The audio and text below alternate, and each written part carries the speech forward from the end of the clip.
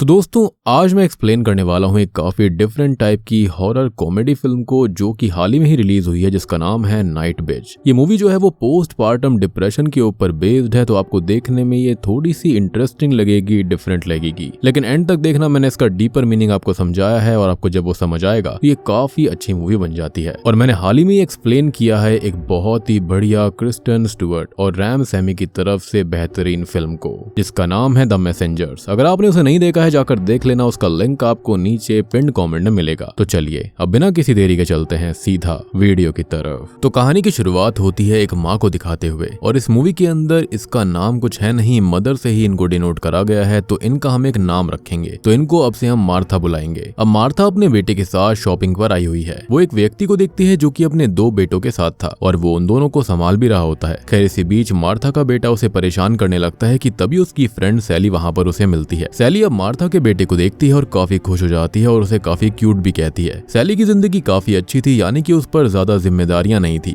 वो मार्था से पूछती है कि उसे तो काफी पसंद होगा बच्चे के साथ दिन भर घर पर रहकर उसका ध्यान रखना, लेकिन मार्था को ऐसा नहीं लगता था। मार्था असल में एक आर्टिस्ट है और यहाँ पर वो अपने आर्ट वर्क पर काम नहीं कर सकती थी क्योंकि उसके ऊपर काफी जिम्मेदारियां होती हैं। तो उसको ये लगता है कि वो इन सब के बीच में खाली अटक गई है और वो अपने कुछ आर्ट वर्क को डायरेक्ट करना चाहती है, लेकिन वो भी ये नहीं कर सकती क्योंकि उसके ऊपर जिम्मेदारियों का बोझ काफी है। अब उसको देखकर हम साफ समझ पाते हैं कि वो अपनी जिंदगी को लेकर अपने बच्चे से थोड़ी सी फ्रस्ट्रेटेड हो रखी है। अब देखो ऐसा मतलब नहीं है कि यहाँ पर वो अपने बच्चे से प्यार नहीं करती, लेकिन उसे अपने लिए थोड़ा सा समय चाहिए और ये सारी बातें वो अपने मन में कह रही होती है। लेकिन सैली के मुंह पर वो इतना ही कहती है कि हाँ, उसे ये सब काफी अच्छा लगता है अपने बेटे के साथ वक्त बिताना। जिसके बाद हम मार्था की रोजमर्रा की जिंदगी को देखते हैं, जिसके अंदर वो अपने बेटे का ध्यान रखती है, ब्रेकफास्ट बनाती है, घर का सारा काम करती है। उसका बेटा फिलहाल स्कूल भी नहीं जा सकता, इसलिए उसके लिए काफी ट्रबल्स हैं। और तो और उसका बेटा काफी चंचल भी है, जिस वजह से उसे हर वक्त उसके ऊपर नजर रखनी पड़ती है। वो अपने बेटे को चाइल्ड और पेरेंट सेशन पर लेकर भी जाती है, जहाँ पर और भी माएं आती हैं, लेकिन मार्था उन सबसे अलग बैठी हुई थी। इसी बीच उसका बेटा वहाँ पर एफ वर्ड कहने लगता है, जिससे कि उसे काफी शर्मिंदगी महसूस होती है। खैर अब मार्था अपने बेटे को लेकर वहाँ से निकलने लगती है, लेकिन तभी जेन नाम की एक लेडी उसके पास आती है और वो भी एक माँ ही थी। अब जेन के साथ और भी लेडीज होती हैं जिनको पता था कि मार्था आर्ट बनाती है और वो लोग उसके आर्ट के बारे में बात करने लगते हैं। वो उससे काफी ज्यादा इम्प्रेस्ड हो रखे थे, लेकिन इसका कोई फायदा नहीं था क्योंकि मार्था अपने आर्ट का कुछ कर नहीं सकती थी। अब इसके बाद में मार्था वहां से अपने घर आ जाती है और हम देखते हैं कि रात को वो सोती नहीं है क्योंकि उसका बेटा उसे परेशान करता है। वो अपने बेटे को कहानियां सुनाती है ताकि वो सो जाए, लेकिन वो आसानी से सोता ही नहीं है। वो अपने बेटे को डांटती भी नहीं थी क्योंकि इससे वो एक बुरी माँ कहलाएगी। अब एक दिन वो अपने बेटे को घोड़ा खिला रही होती है, जिसके अंदर वो घोड़ा बनकर उसे अपनी पीठ पर बैठाती है। तब उसका बेटा कहता है कि उसके पीछे फजी हेयर्स हैं। ये सुनकर वो बाथरूम में चेक करने जाती है, जहाँ पर उसकी पीठ पर उसे कुछ अजीब से सफेद हेयर दिखाई देते हैं। साथ ही साथ उसकी चिन पर भी ऐसे ही बाल थे। उसे चिंता हो रही थी कि वो बूढ़ी होती जा रही है। शायद वो इन चीजों से परेशान हो रही थी और टेंशन की वजह से ऐसा हो रहा है। उसके दांत काफी नुकीले होते हैं और ये सब देखकर वो काफी अजीब फील कर रही थी। उसके अंदर एक अजीब सा चेंज आ रहा था। हो सकता है कि उसके अंदर स्ट्रेस हो रहा था और इस वजह से ये सारी चीजें हो रही हैं। खैर अब अगले दिन उसका हस्बैंड फाइनली अपने काम से घर पर वापस आता है क्योंकि काफी दिन से वो आउट ऑफ स्टेशन था काम के सिलसिले में। अब देखो यहाँ पर इसका भी कोई नाम नहीं है, तो इसको हम जॉन बुलाएंगे। जॉन मार्था से आकर कहता है कि उसका काम काफी बेकार रहा, इससे अच्छा था वो घर पर रहता क्योंकि वहाँ पर कोई काम ही नहीं है, वो काफी आसान रहता। अब ये बात तो मार्था ही जानती थी कि उसके ऊपर कितनी जिम्मेदारियां हैं और यहाँ पर रुकना उतना आसान नहीं है। खैर यहाँ पर वो अपने हस्बैंड को अपनी प्रॉब्लम्स के बारे में बताती है कि उसे फजी हेयर्स आ रहे हैं और उसके सूंघने की शक्ति बढ़ गई है, जिससे कि उसे काफी ज्यादा अजीब सी स्मेल्स आती रहती हैं। उसके दांत भी काफी ज्यादा तेज हो चुके हैं और ये सब शायद उसके लगातार थकान की वजह से हो रहा है, लेकिन जॉन इस पर जरा सा भी ध्यान नहीं दे रहा था। अब रात को वो उसको ये बताती है कि वो अपने बेटे पर हर वक्त नजर रखती है और अगर वो जरा सी भी नजर हटाती है तो वो यहाँ वहाँ कभी कुछ भी चीज उठा लेता है और कहीं भी जाने लगता है। मार्था उसे अपनी दिक्कतें बताने की पूरी कोशिश कर रही थी कि वो कैसे पूरा दिन मुश्किल से निकालती है। अब मार्था उसे ये भी कहती है कि क्या वो एक पार्ट टाइम जॉब कर सकती है, लेकिन उसका पति जॉन ये बोलता है कि उनका बेटा जब किंडरगार्टन जाने लगेगा तब वो ये कर सकती है, लेकिन फिलहाल उसे ये सब होल्ड करना होगा। ये सुनकर उसे काफी बुरा लगता है कि उसका हस्बैंड उसका सपोर्ट नहीं कर रहा था। खैर अब मार्था को ये बताने के लिए कि घर के काम कितने आसान होते हैं और वो अपने बेटे का ख्याल रख सकता है, इसलिए अगले दिन वो उसके साथ खेलने लगता है और उसे वो नहलाने के लिए लेकर जाता है, लेकिन वो बीच बीच में मार्था को आवाज लगाता है, वो भी छोटी छोटी बातों के लिए, और इससे वो काफी फ्रस्ट्रेटेड हो जाती है और बाथरूम में जाकर देखती है कि जॉन आराम से फोन चला रहा था और ये देखकर उसे और भी ज्यादा गुस्सा आता है। अब रात में सोते हुए उसका बेटा दोबारा उठ जाता है और मार्था अपने हस्बैंड को उठाने की पूरी कोशिश करती है, लेकिन वो तो घोड़े बेचकर कर सो रहा था। और अब इससे होता यह है कि मार्था पूरी रात नहीं सो पाती। अब सुबह उसका हस्बैंड आता है और उससे कल रात के बारे में पूछता है कि क्या कल रात वो सो नहीं पाई। तब वो ये कहती है कि वो नाइट बिच है, यानी कि रात में जागने वाली डॉग। और अब आपने ये बात नोटिस भी करी होगी कि जो स्ट्रीट डॉग्स होते हैं वो रात में ज्यादातर सोते नहीं हैं, वो रात में बहुत ही ज्यादा एक्टिव रहते हैं और बस इसलिए उसने ये बात कह दी। खैर अब इसके बाद जॉन को दोबारा बाहर जाने का काम आ जाता है और वहां से जाने से पहले वो मार्था को खुद का ध्यान रखने के लिए कहता है और उसे बोलता है कि वो सारा काम एक शेड्यूल की तरह करे। और इसके बाद वो ये कहता है कि वो खुश तो रहेगी ना। ये सुनकर मार्था को गुस्सा आ जाता है और वो उसे थप्पड़ मारती है कि इतनी जिम्मेदारियों के बाद वो कैसे खुश रहेगी। लेकिन ये थप्पड़ उसने सच में नहीं मारा था, वो बस इसके बारे में सोच रही होती है और इससे हमें उसके अंदर की एक फ्रस्ट्रेशन लेवल का पता चलता है। फिर अगले सीन में मार्था अपने बेटे को लेकर पार्क में जाती है जहाँ पर वो एक जगह पर बैठी हुई थी कि तभी कुछ डॉग्स उसके पास आते हैं जिससे वो काफी खुश होती है। वो डॉग्स भागने लगते हैं जिसके पीछे वो भी भागती है अपने बेटे को लेकर और एक जगह आकर लेट जाती है और अपने बचपन के पलों को याद करने लगती है। मार्था की माँ काफी अच्छा गाना गाती थी, वो यूरोप की सबसे बेस्ट सिंगर हो सकती थी, लेकिन घर में बच्चे और उनकी रिस्पॉन्सिबिलिटीज की वजह से वो ऐसा नहीं कर पाई। और सेम यहाँ पर मार्था के साथ भी हो रहा था। वो आर्टिस्ट होती है लेकिन उसकी रिस्पॉन्सिबिलिटी की वजह से उसका आर्टिस्ट होना बेकार था। अब इसके बाद सीन चेंज होता है और मार्था अपने बेटे के साथ घर पर होती है। उसका बेटा कलर से खेल रहा होता है और वो उससे पेपर पर ड्राइंग बनवा रही थी, लेकिन उसका बेटा दीवार पर और पूरे फर्श पर वो कलर फैला देता है और उसका काम और ज्यादा बढ़ जाता है जिससे कि वो बहुत ही ज्यादा गुस्से में आ जाती है। खैर इसके बाद वो बाथरूम के अंदर होती है जहाँ पर वो अपने बैग पर एक बड़े से पिंपल को देखती है। वो उसको अब पिन की मदद से फोड़ देती है जहाँ पर वो धीरे धीरे डॉग में बदलती जा रही थी। और तो और वो हरकतें भी ऐसी ही करती है। वो सुपरमार्केट में सामान खरीदने जाती है जहाँ पर वो हर सामान को सूंघ कर ले रही थी जो कि काफी अजीब था। खैर रात में उसे अपने दरवाजे पर से कुछ आवाजें आती हैं। वो पास जाकर देखती है, तब उसे कुछ डॉग्स मिलते हैं जिन्हें देखकर वो खुश थी, लेकिन वो सारे उसे दबोच लेते हैं। लेकिन ये सब सिर्फ उसका सपना था। अब अगले दिन उसका बेटा एक मरे हुए चूहे को उसके पास लेकर आता है। ये देखकर मार्था उसके पीछे जाती है जहाँ पर दरवाजे पर आकर देखने पर उसे ढेर सारे जानवरों की लाशें मिलती हैं और पता नहीं ये सब किसने किया था। जिसके बाद हम उसे लाइब्रेरी के अंदर देखते हैं जहाँ पर वो लाइब्रेरियन नॉर्मा से एक ऐसी किताब मांगती है जिसके अंदर कोई वुमन एनिमल में ट्रांसफॉर्म हो रही है उसके बारे में देखे, और तब जाकर लाइब्रेरियन उसको ऐसी एक किताब देती है। अब रात को जब वो इस किताब को पढ़ती है तो उसी के अंदर वो खुद को इमेजिन करने लगती है। अब अगले दिन वो अपने बेटे के साथ एक रेस्टोरेंट जाती है जहाँ पर वो डॉगी की तरह खाना खा रही थी। उसे देखकर वहाँ पर सभी लोग काफी अनकंफर्टेबल हो जाते हैं, लेकिन उसे इससे कोई फर्क नहीं पड़ता। वो अपने बेटे के सामने उसे भौंक कर दिखाती है। तभी नॉर्मा वहाँ पर आती है और वो उसको ये कहती है कि वो भी अपने बेटे के साथ ऐसा ही खेला करती थी, यानी कि डॉगी डॉगी। अब इसके बाद नॉर्मा वहाँ से जाने लगती है, लेकिन मार्था को उससे बहुत कुछ पूछना था, जैसे क्या उसका बेटा होने के बावजूद वो काम पर आती है, उसने ये सब मैनेज कैसे किया। लेकिन नॉर्मा वहाँ से चली जाती है। अब घर आकर वो नहाने जाती है जहाँ पर उसके पेट पर भी निप्पल्स थे, बिल्कुल एक डॉग की तरह, लेकिन वो उसे देखकर नॉर्मली लेती है। तभी वहाँ पर जॉन आता है। उनके घर में मिल्क खत्म हो गया था, जो कि काफी अजीब बात होती है क्योंकि मिल्क तो ढेर सारा उनके घर पर आया करता। जॉन मार्था से पूछता है और मार्था काफी सीधी बनकर बोलती है कि उसे क्या पता वो कैसे खत्म हो गया, लेकिन उसको पिया मार्था नहीं था। अब रात में मार्था बैठी हुई थी, चैन से किताब पढ़ रही थी कि तभी उसका बेटा उसे परेशान करने लगता है और ये सब परेशान होकर मार्था जॉन के पास जाती है, लेकिन जॉन तो आराम से वीडियो गेम्स खेल रहा था। अब ये देखकर उसे बहुत गुस्सा आ जाता है और वो एक पल के लिए ये सोचती है कि वो उस पर एक डॉग की तरह हमला कर दे, लेकिन वो तभी रुक जाती है। वो उससे कहती है कि वो हर रात उसके बेटे को संभालती है, उसका ध्यान रखती है, लेकिन उससे जॉन को फर्क नहीं पड़ता। उसकी बातें सुनकर जॉन जाता है बच्चे को सुलाने के लिए। तब मार्था सोफे पर थोड़ा सा आराम करने लगती है, लेकिन उसकी बिल्ली वहाँ पर आती है तो वो उसे भी वहाँ से भगा देती है। जिसके बाद जॉन भी वहाँ पर आता है जहाँ पर दोनों साथ में थे। वो उसे अपनी प्रॉब्लम्स बताती है, उसकी बॉडी में चेंजेस हो रहे हैं, लेकिन वो उस पर फिर भी ध्यान नहीं देता। और अब तभी एक काफी इंटरेस्टिंग चीज आती है। मार्था एक हिंदू किताब पढ़ रही होती है जिसके अंदर सारामा का जिक्र करा गया था, जो कि एक डॉग है जो कि इंद्रदेव को सर्व करती है, जिसे सारे डॉग्स की मदर कहा जाता है। अब तभी उसे बचपन की बात याद आती है जिसके अंदर उसकी माँ भी ऐसे ही डॉग्स की तरह बर्ताव करती थी। खैर अब अगले दिन जॉन और मार्था अपने बेटे के साथ एक म्यूजियम में जाते हैं घूमने के लिए। मार्था और जॉन साथ में बैठते हैं। अब मार्था यहाँ पर अपने पति के सामने कहती है कि अब वो और आर्टिस्ट नहीं बन सकती और उसकी जगह उसे फोकस करना चाहिए अच्छी माँ बनने पर। उसे अपने बेटे के साथ वक्त बिताना चाहिए क्योंकि वो काफी जल्दी बड़ा हो रहा है। और ये सब बातें वो असल में फ्रस्ट्रेशन में कह रही थी, जिस पर जॉन जो होता है वो आग में घी डालने का काम करता है। वो उसे ये कहता है कि अगर उसे ये ठीक लगता है तो वो यही करे, लेकिन यहाँ पर वो एक्सपेक्ट कर रही थी कि जॉन उसे ये कहेगा कि वो आर्टिस्ट बनने पर फोकस करे। इससे वो काफी ज्यादा डिसअपॉइंटेड होती है। अब सीन रात की तरफ आता है जहाँ पर वो डॉग्स की तरह चलकर घर से बाहर आती है और यहाँ पर वो एक डॉग में ट्रांसफॉर्म हो जाती है। जी हाँ, जिसकी वजह से वो पूरी तरह से मिट्टी में मैली हो गई थी। वो नहा रही होती है, तब उसका पति उसे देखता है। वो पूछता है कि वो कहाँ कहाँ गई थी, इस पर मार्था कहती है कि वो थोड़ा सा वॉक पर गई थी। अब सीन चेंज होता है और जॉन दोबारा बाहर चला जाता है और उसके जाने के बाद से मार्था अपने बेटे के साथ डॉगी की तरह ही खेलने लगती है। अब वो उसे भौंक कर दिखाती है और वो उसे भी ऐसा ही करने के लिए कहती है। वो उसे पूरी तरह डॉग की तरह ट्रीट कर रही थी और तो और वो सोता भी डॉग बेड पर ही है और ये सब काफी वियर्ड होता जा रहा था। लेकिन इससे होता यह है कि उसका बेटा अब उसकी बात मानने लगा था और आसपास के पड़ोसी भी उनकी हरकत देख रहे थे। जिसके बाद सीन चेंज होता है और वो जाती है पेरेंट्स बेबी सेशन पर, जहाँ पर वो अपनी फ्रेंड से मिलती है। उनमें से एक माँ बनने वाली थी और यहाँ जो मार्था होती है वो उससे कहती है कि बहुत जल्दी उसकी आजादी उससे छिन जाएगी और वो उन सबसे बात करती है कि माँ बनना काफी मुश्किल है, वो कुछ नहीं कर सकते सिवाय घर गृहस्थी संभालने के, क्योंकि एक माँ बच्चे के लिए ही जीती है और उसको अपने सपने छोड़ने पड़ते हैं। जिसके बाद जॉन घर आ जाता है, जैसे ये सारी बातें पता चलती है कि मार्था किस तरह से उसके बेटे के साथ खेलती है डॉगी बनकर, उसे डॉग की तरह ट्रीट करती है और खुद भी ऐसी ही बनती जा रही है। खाना भी डॉगी के बोल के अंदर ही खाती है और अपने बेटे को भी देती है। मार्था अपने पति को कहती है कि उसे ये करना पड़ता है क्योंकि इससे उसका बेटा उसकी बात मानता है और इस कारण से कई समय बाद उसने सही से नींद ली है। अब जॉन को इससे दिक्कत नहीं थी, दिक्कत तो ये थी कि कहीं ये सब कुछ ज्यादा ना हो जाए। जिसके बाद अगले दिन मार्था जॉन से कहती है कि आज रात वो अपने कुछ फ्रेंड्स के साथ बाहर जा रही है, तो क्या वो उसके बेटा का ध्यान रख लेगा। यहाँ पर जॉन उसे हाँ कर देता है और वो वहाँ पर जाती है अपने दोस्तों के साथ पार्टी में। अब तभी वहाँ पर उसे नाया नाम की एक लेडी मिलती है और नाया असल में एक आर्टिस्ट है, साथ ही साथ उसकी बेटी भी होती है, लेकिन वो दोनों चीजें मैनेज कर लेती है। उसे देखकर मार्था पूछती है कि वो दोनों चीजें कैसे मैनेज कर रही है, जिस पर वो बताती है कि ये सब क्रिस्टीन के बिना नहीं कर सकती थी, जो कि उसकी नैनी है। अब यहाँ मार्था को पता चलता है कि वो कितनी हेल्पलेस है, उसके पास एक ड्रीम है जो वो चेज नहीं कर पा रही। यहाँ पर अब वो फिर से डॉगी की तरह हरकतें करने लगती है और भौंकने लगती है और वहाँ पर बैठे सभी लोग उसे हैरानी से देख रहे होते हैं। वो खाती भी ऐसे ही है, लेकिन तभी वो वहाँ से भाग जाती है डॉग में ट्रांसफॉर्म होकर। जिसके बाद वो घर पर भी यही सब चीजें करती है और वो अपने डॉग फ्रेंड से मिलती है, उनके साथ रहती है, यहाँ तक कि वो अपनी बिल्ली को भी मार डालती है। अगले दिन उसको एहसास होता है कि उसने कितनी बड़ी गलती कर दी और वो उसकी बिल्ली को बाहर ही गाड़ देती है। इसी बीच उसका बेटा कहीं पर चला जाता है और वो उसको ढूंढने लगती है पागलों की तरह, लेकिन वो उसको फाइनली मिल जाता है।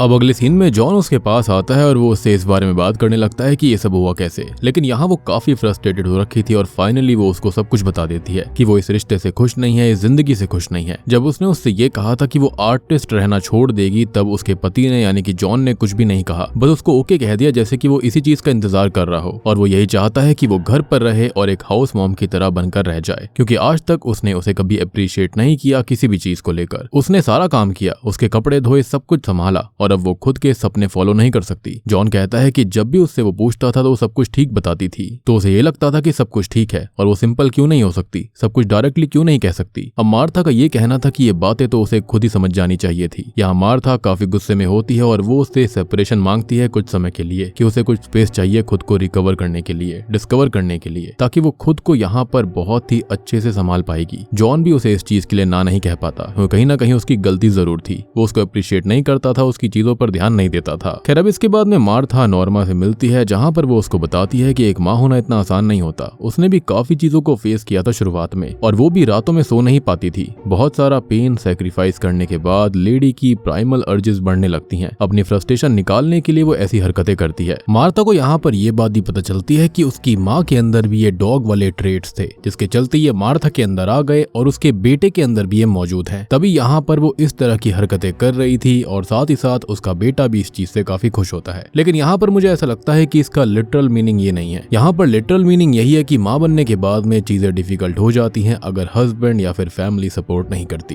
जिसके चलते एक लेडी के ऊपर काफी प्रेशर पड़ता है, उसके अंदर चेंजेस आने लगते हैं, वो इरिटेटेड फील करती है, काफी कुछ चीजें होती हैं। एनीवेज अब सीन चेंज हो जाता है, जहाँ पर हम देखते हैं कि मार्था और जॉन बच्चे को अब बारी बारी से संभालते हैं, जिससे मार्था को अपने आर्ट के लिए टाइम मिल जाता है और वो कुछ अलग एक्टिविटीज करती है, जैसे जॉगिंग करना, एक्सरसाइज करना, जिससे उसका माइंड फ्रेश रहने लगता है। अब इस चीज से मार्था को काफी अच्छा लगता है और जैसे जैसे वो खुश रहने लगती है वैसे वैसे वो नॉर्मल होती जा रही थी। मतलब कि अब वो डॉग जैसी हरकतें नहीं कर रही थी, रातों को नहीं जागती थी, कुछ भी नहीं करती थी, सब कुछ नॉर्मल हो गया था। उसके हार्मोन जो थे वो बैलेंस में आ गए थे। इन सब से वो काफी अच्छा महसूस करती है। उसने अपने काफी सारे आर्ट्स भी बना लिए थे और वो खुद पर फोकस कर पा रही थी। अब वो अपना एक आर्ट एग्जीबिशन रखती है जिसमें उसने कई सारे आर्ट्स बनाए थे और उसने उसके अंदर दिखाया था खुद की ही लाइफ को, जो कि अब बहुत ही ज्यादा चिल हो गई है, जो कि वो हमेशा हमेशा से चाहती थी। वहाँ पर उसके आर्ट को सभी पसंद करते हैं। खैर एग्जीबिशन देखने जॉन भी आता है और ये सब खत्म होने के बाद जॉन वहाँ की सफाई करता है। जॉन मार्था से माफी मांगता है क्योंकि वो उसे कभी समझ नहीं पाया और वो उसे उसके सपनों से दूर कर रहा था। वो उससे फॉरगिवनेस मांगता है और यहाँ पर दोनों फिर से एक हो जाते हैं और अब ये दोनों माता पिता और बेटा साथ में रहने लगते हैं। खैर अब सीन कुछ समय के बाद शिफ्ट होता है जहाँ पर मार्था एक और बच्चे को जन्म देने वाली थी, लेकिन अब उसके साथ चीजें डिफरेंट होंगी क्योंकि उसका पति अब सपोर्टिव बन गया था। और